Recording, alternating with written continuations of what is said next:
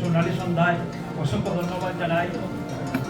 মাননীয় প্রধানমন্ত্রী জননেত্রী শেখ হাসিনা যেভাবে প্যান কার্ড হিসাবে দেশের জন্য মানুষের জন্য যেভাবে বাক্য নির্ধারণ করে যাচ্ছেন, তেমনিভাবে মাননীয় প্রধানমন্ত্রী যাকে জানেন কাকে কোথায় বসাবে।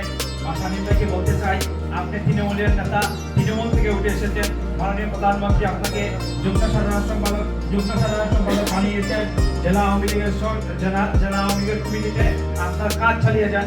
আগামীতে ইনশাআল্লাহ স্নাতক বয়সী এমপি হিসেবে আপনি নিয়োগ পাবেন, সেই প্রার্থনা করি। তার পাশাপাশি একটি কথা বলতে চাই, আমরা জগন্নাথপুরের মানুষ উন্নয়ন থেকে বঞ্চিত।